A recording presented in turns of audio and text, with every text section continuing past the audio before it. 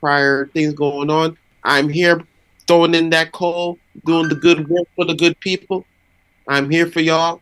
And today we're going to talk pure ball because on Sunday, I wrote a few things on my blog that I really want to express and let y'all see how I really express them to you on this day, this Thanksgiving week and going into the weekend. Happy Thanksgiving to everybody out there, to you and yours. I hope you have a wonderful Thanksgiving. Now, we must get to the business right away. We're talking about three teams today in the NFL. Three teams. The first team on the list is the New York Jets. Yes. Jets fans, I feel your pain. I feel your pain. As I was watching this game, I was like, damn, this is a sack party. Ain't nobody can block worth a damn. Zach Wilson didn't look good, but Mac Jones ain't look good either. He looked like a shill. Like, like he has no athleticism, no scramble ability at all. It was crazy, you know. Quentin Williams out there causing havoc. Johnson, the young rookie for the Jets, causing havoc. Sauce Gardner gets a fumble recovery, almost scores a touchdown. Sauce out there trying to be defensive rookie of the year. I see you out there, Sauce. Keep doing your thing, you know. But this is all about a game that was 3-3 all the way through to about 5 seconds left, and Bill Belichick is a Hall of Fame coach for a reason. Yeah, I know he had that false goal over there. We know that. Yeah, I called him a false goal. What y'all gonna do about it? Not a damn thing. He's a false goal to me. But Bill Belichick went out there. He picked the guy up, Marcus Jones from Houston, for this particular reason. Now, as the kickoff is going on, I'm thinking to myself, as everyone's probably thinking to themselves, okay, they stop him around like the 30 or something like that, and you know, you go into overtime, and you know, you get your bearings together and everything like that. Get the kickoff. Here he come running, and you're looking at like, that's not nothing right now. Then until he gets around to the 30, where I said he would probably be stopped, and like, you know, you get overtime. He gets this little pathway down the sideline, and then he ends up cutting up, getting up into the middle. And I'm like, oh my God. This cannot be happening right now. And I'm watching it. I'm thinking about some of my coworkers that are Jets fans watching this. And I'm thinking, what could they be possibly thinking right now? Having Marcus Jones run straight across the field. Yes, the referees also missed an illegal block in the back. But it's one of those games where it's like, it's supposed to end like that. It only happens in Jets fashion. And I couldn't believe it. The shock on Robert Saleh's face. The shock of all the Jets players. The disbelief. I had to sit there for a minute. I wanted to text my homeboy. I was like, no, I'm going to let him rest because that hurt. And this is not the first time for the Jets. The Jets have been involved in so many ways to lose. So many ways to. This is just a typical Jets loss. And not for nothing, Zach Wilson did not play good at all. At all. I always tell people when they ask me, they say, Sherman, what you thought about what did you think about Zach Wilson coming out in the draft? And I wrote this on the blog a couple of yesterday. Please check it out. Please read it. And hey, let me know if I'm wrong. I don't think I'm wrong, but let me know if I'm wrong. I'm comparing Zach Wilson to Jeff George. Yes, Jeff George. For you young folks out there, Google's your friend. Go look it up. But for those who are in my age group, You remember Jeff George, rocket arm, crazy rocket arm. He threw a lot of picks too, but also he was a little entitled, was he not? Nothing was never his fault. Maybe I'm wrong. I don't know, but he was a journeyman for 9 years. Number one overall pick by the Indianapolis Colts in 1990 from Illinois. He was supposed to be the guy. It never materialized. Rocket arm. He has all the tools, everything you want, but he just couldn't get it done. Yeah, he had a little time with Randy Moss over there after Randall got hurt, but they really didn't do nothing. They really didn't master nothing. He was in Atlanta. He was in Seattle, Oakland. He led the league in passing 1 year. But when I see Zach Wilson, I see attributes of Jeff George. The arrogance. Not the bravado, but the arrogance. And then yesterday they asked him, basically, would you put this on yourself as the quarterback? Because it was basically what they asked him. It's an easy question. Easy question. This Stacy's mom, little MFer, said no. What? In the second half, you had minus 21 yards. Minus 20. I've never heard a stat like that. Well, let me rephrase myself. I haven't heard a stat like that in a long time. I think there was a time back in 98 or 97, whatever, when the Atlanta Falcons has like minus something yards. They might have been winning or getting their ass kicked. Who knows? But I remember it's been a long time since I heard a stat like that. And I said to myself, damn, this is it? Now, to me, the Jets defense, to me, it's not. I don't think it's a Super Bowl defense. I think it's more of a conference championship type defense. What they're going to do, they're going to mess up a few teams going down the road in the playoffs. To me, if they get in, if Zach Wilson can get his head together. But what made me feel like, and I tell people all the time, is when people have to go up against Bill Belichick, it's the Belichick test. That's what it is. If you are able to survive the Belichick test as a quarterback, because we all know he eats up young quarterbacks. We all know that. But if you're able to pass the test, to me, I might be far-fetched to say, but look at Jared Goff. Once Todd Gurley went down in the Super Bowl, they put the game in Goff's hands, and he couldn't break the code. Hell, this year he couldn't score. He couldn't score, which means he hadn't scored a touchdown yet versus Bill Belichick. Now he's made great hay for the Detroit Lions. Great hay. Yeah, they're on a 3-game winning streak. So there's something there for Detroit Lions fans. I'm happy for you. Also, Aiden Hutchinson, out there. He was one of my picks for Defensive Player of the Year, one of my top 5. You already see he got like 2-3 interceptions already. Doing big things in Detroit. But let me get back. Zach Wilson has to grow up. The Jets have been searching for the quarterback since Testaverde. I'm not even going to count Mark Sanchez. He has a rocket arm, but you have to take accountability for yourself. You have to. Jets fans don't want to hear no bullshit about no. No what? Get your head in the game. And people don't want to hate Zach Wilson. They don't. They really don't. But when you do BS like you put out there on Sunday, how can people believe? How can people believe in you? How can your teammates believe in you? Because they're putting their bodies on the line. Bodies on the line. You got the ball in your hand. You got everybody's future in your hand with that ball.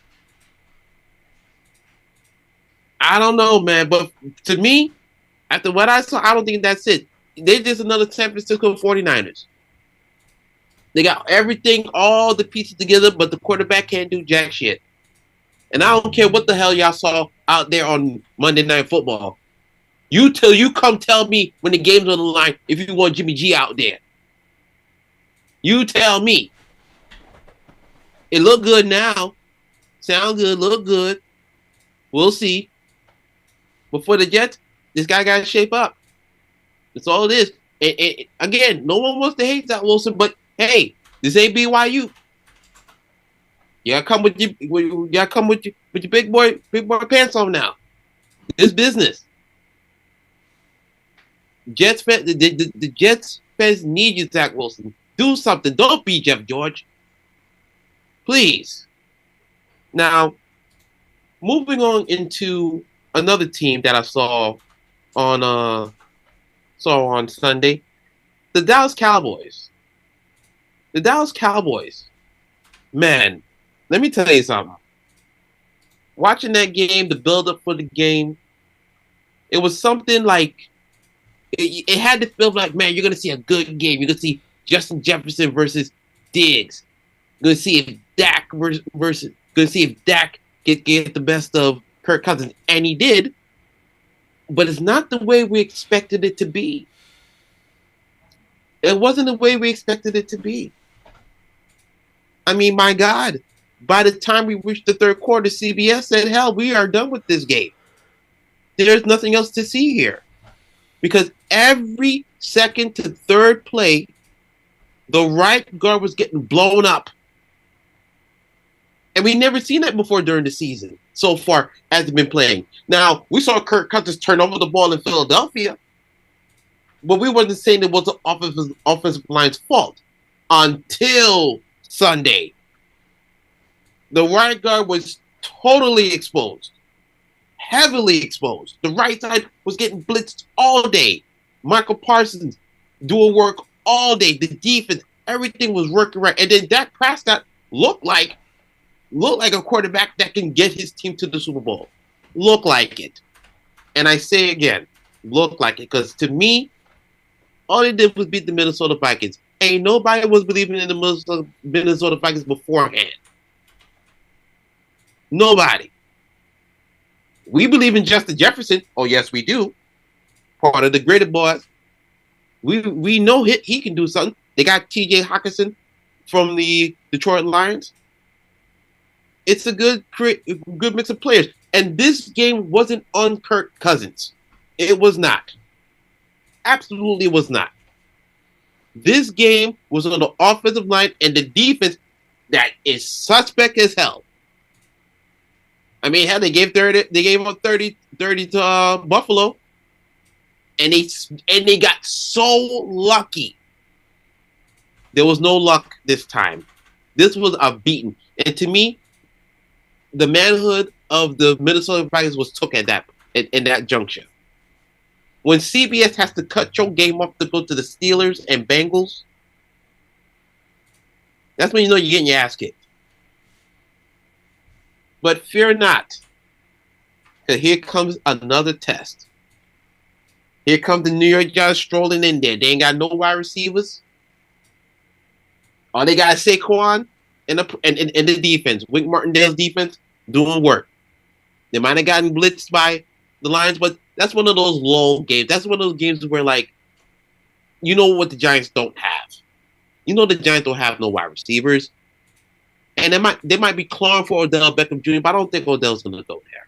Sorry, Giants. I'm just telling you the truth. I don't think Odell's going to go there. It might look good for Dallas. I would say to Odell, you better take your ass to Kansas City and get on that train and get that second ring that you want.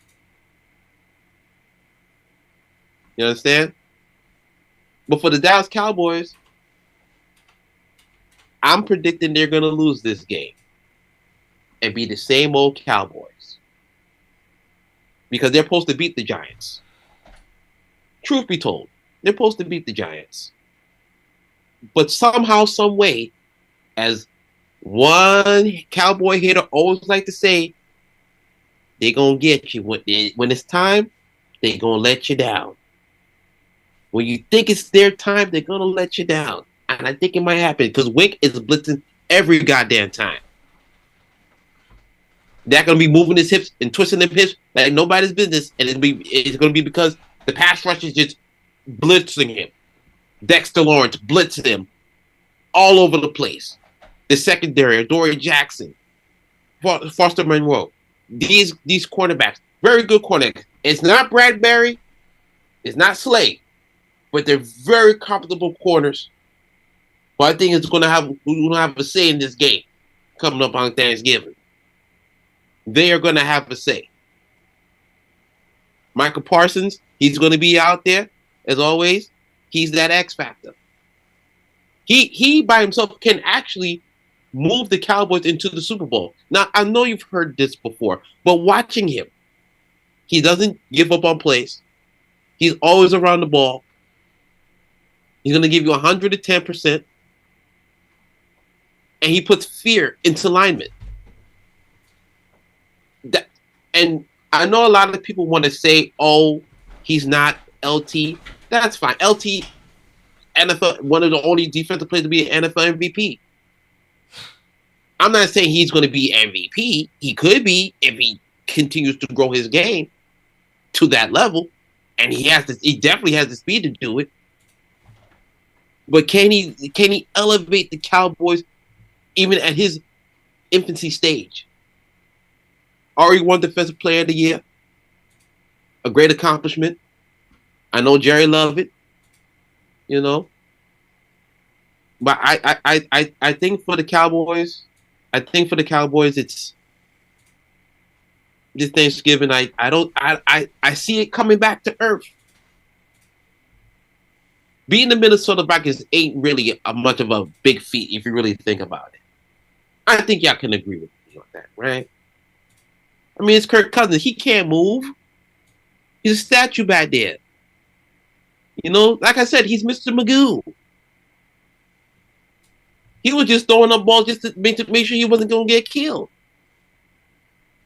Come on now. It's not a big feat to me. Cowboys fans celebrating all over. It's not a big feat. I know the sports talk pro, the sports pros. Excuse me, a little tongue tied. The sports pros are probably telling you, "Oh, the Cowboys are here. The Super Bowl contender." Not yet. We need to see more. We need to see more from Dak Prescott. They're paying Dak Prescott like he's Showtime Mahomes. Not saying he didn't deserve the money. I ain't saying he didn't deserve the money now. If he's won a few playoff games in this time, he's been okay. But then it's just that point where he ain't got it. That's what's missing from Dak, the it factor. When you really need it, can he get it to you? Can he give it to you? I don't know. That's the question. If they're paying him like Showtime Mahomes, we got to see Showtime results. Am I wrong? Should we not see? If they're paying Dak, I ain't got no damn money.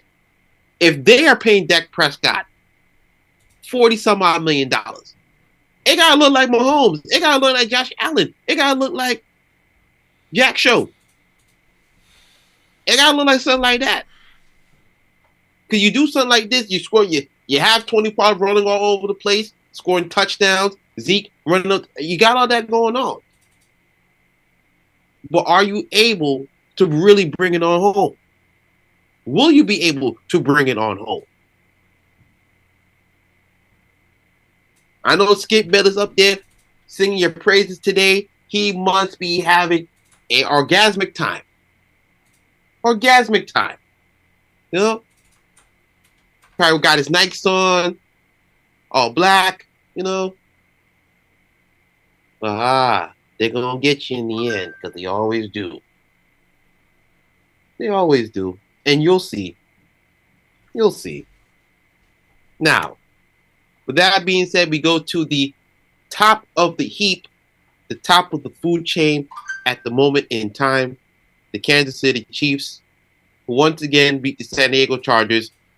The San Diego Chargers, who are still one game away from being one game away. They're one game away from being one game away. I don't know who told. Well, I don't know who said Justin Herbert was going to be MVP. Well, I know who did.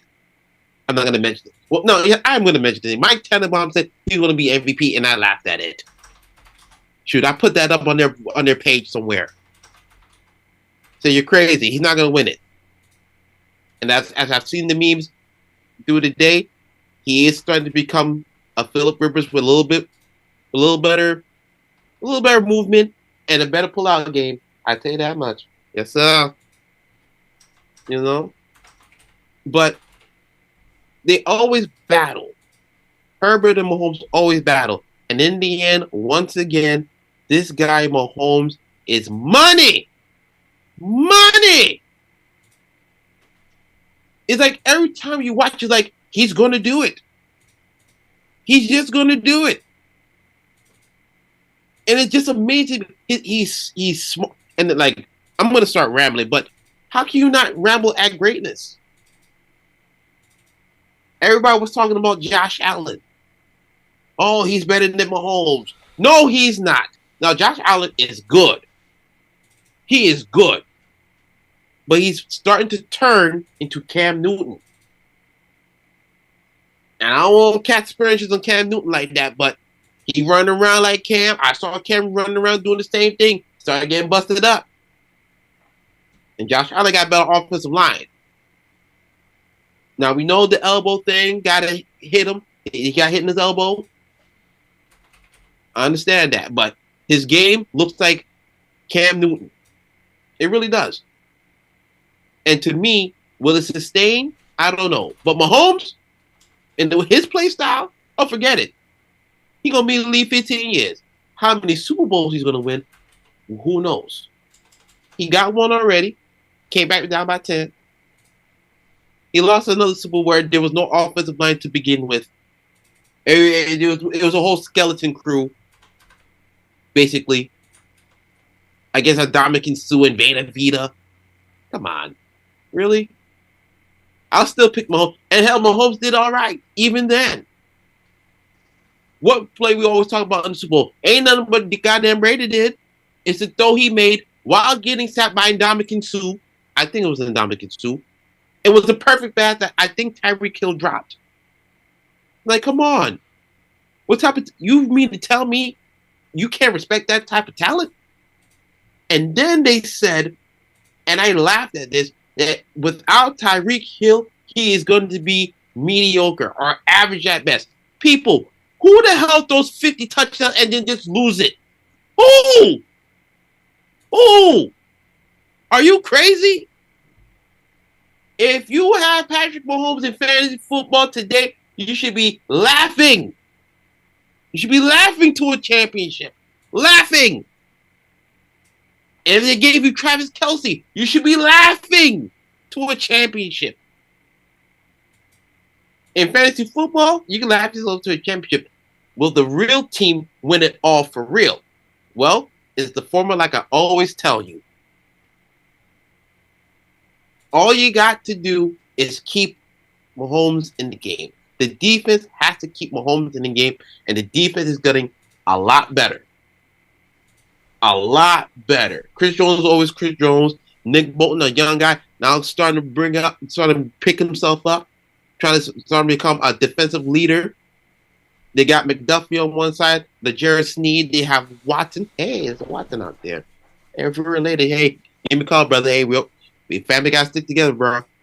You know, but they're coming around. They're forming, and this is what championship teams do. But now my whole thing is this.